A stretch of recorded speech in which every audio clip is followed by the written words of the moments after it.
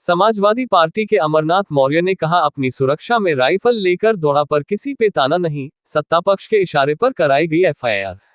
Samajwadi party के फूलपुर लोकसभा क्षेत्र से प्रत्याशी रहे अमरनाथ मौर्य ने आरोप लगाया कि कुछ भू माफिया से सांठगांठ करके उनकी जमीन पर नगर निगम के अधिकारी कब्जा करना चाहते हैं। सत्ता पक्ष के नेताओं के इशारे पर उनके खिलाफ गलत तरीके से एफआईआर दर्ज कराई गई है। चोरी ऊपर से सीना जुड़ी वाली कहावत अधिकारी चरितार्थ कर रहे हैं। अमरनाथ मौर्य ने बृहस्पतिवार को प्रेस क्लब में पत्रकारों से बातचीत कर रहे थे। उन्होंने कहा कि उनकी जमीन पर कब्जा करने का प्रयास किया गया और बुलडोजर से दीवार को ढहाकर नगर निगम की गाड़ी ईंट उठा ले गई। शिकायत करने पर अधिकारियों ने अपनी गलती स्वीकार की और फिर हमारी ईंट को वापस किया। समझौता हो जाने के बावजूद उनके ऊपर सरकारी कार्य में बाधा का मुकदमा दर्ज किया गया है, जिसे सोशल मीडिया में वायरल वीडियो का आधार बनाया गया है। कहा कि जब कोई सरकारी कार्य ही नहीं हो रहा था तो सरकारी कार्य में बाधा कैसे पहुंचे। अमरनाथ मौर्य ने कहा कि एक कथित किसान नेता से मिलीभगत करके अधिकारी उनकी भिन्न भिन्न जमीन पर कब्जा करना चाहते हैं। ये लोग काफी समय से जमीन पर कब्जा करने की फिराक में हैं। ये लोग सपा को बदनाम करने का प्रयास कर रहे हैं। लोकसभा चुनाव में 4.5 लाख वोट मिले हैं, जिससे ये बौखला गए हैं और किसी भी तरह से सपा और पीडीए को कमजोर करने का प्रयास कर रहे हैं। अमरनाथ मौर्य ने ये भी कहा कि दीवार गिरने की जानकारी मिलने पर वह दौड़कर मौके पर जा रहे थे। संयोग से राइफल उनके हाथ में थी। उन्होंने किसी के ऊपर न तो बंदूक ताना न ही किसी को धमकी दी। आत्मसुरक्षा के लिए उन्हें राइफल का लाइसेंस मिला है। उन्होंने जब नगर निगम के खिलाफ तहरीर दी तो मुकदमा दर्ज नहीं किया गया। एमएलसी मान सिंह यादव ने कहा कि किसी के घर में अधिकारी जबरन घुस गए और भुखभोगी के खिलाफ सरकारी कार्य में बाधा पहुंचाने का मुकदमा दर्ज करा दिया, जो कि हास्यास्पद है। भाजपा नेता भूमाफिया के इशारे पर कार्य कर रहे हैं। नगर आयुक्त 5 बजे तक कहते रहे कि हम पीसी कर रहे हैं, नहीं मिले। जोनल से मैंने मिलने गया, जोनल स्विच ऑफ किया हुआ है। नगर निगम के उसके चैम्बर में गया तो वहां ताला लगा हुआ है। आप बताइए, इसके बाद ये जो प्रेस कॉन्फ्रेंस क्यों बुलाई गई कि अगर कानून का राज नहीं, ये जंगल का राज स्थापित करना चाहते हैं तो उसके लिए लोकतंत्र का चौथा स्तंभ हमारे मीडिया बंद हुए।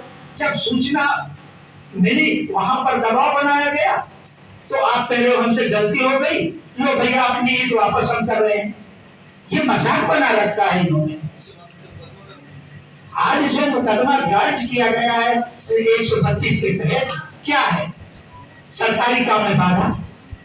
आप हमारे घर में डकैती डालने आए हो और कह रहे हो कि हम डकैती ठीक तरीके से नहीं डाल पा रहे हैं, इसलिए हम तुम्हारे पर मुकदमा निकालेंगे।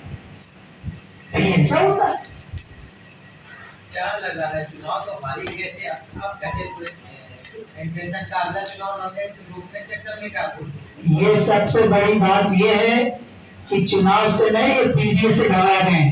जो माननीय अखिलेश यादव जी ने पीडीए बनाया है और आज उसी पीडीए के व्यक्ति को हरासमेंट किया जा रहा है। मेरे छोटे भाई को मैं नहीं था उस समय, मेरा भतीजा मैं लखनऊ में था, एफआईआर दर्ज करा दीजिए। मैं आपसे पूछना चाहता हूँ कि अगर जिलाधिकारी महोदय द्वारा मुझे शस्त्र दिया गया था तो मैंने शस्त्र का कहीं गलत प्रयोग नहीं किया है। अगर मेरी कहीं हत्या हो जाती तो उसके जिम्मेदार कौन होता? क्योंकि सुरक्षा व्यवस्था हमेशा बनी रही। चुनाव लड़ने के बाद मेरी सुरक्षा व्यवस्था हटा दी गई है, तो स्वाभाविक रूप से मैं अपना लाइसेंस किया था। मैं किसी से गलत नियत से कोई प्रयोग नहीं किया, न मेरी कहा सुनी हुई। जब नगर निगम के वहाँ अधिकारी मौजूद ही नहीं थे तो वहाँ कहने सुनने की कोई बात आती नहीं है, क्योंकि 150 जगह है। ये लोग चिराखों में रहते हैं, क्योंकि कारण ये इस बात को एक दो बार आते हैं, खरीद लेते हैं, चले जाते हैं।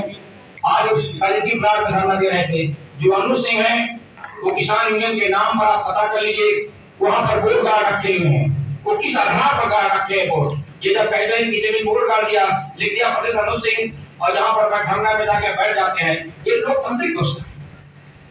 मेरा अगर कागजों में नाम नहीं है तो मैं वहां क्यों जाऊंगा? मेरी सुरक्षा संरक्षा नहीं हो पा रही है, बल्कि मुझको माफिया साबित करने के लिए कुछ पत्रकार बंधु हो सकता है मेरी जानकारी ना हो। मेरा कोई किसी से कोई विवाद नहीं है।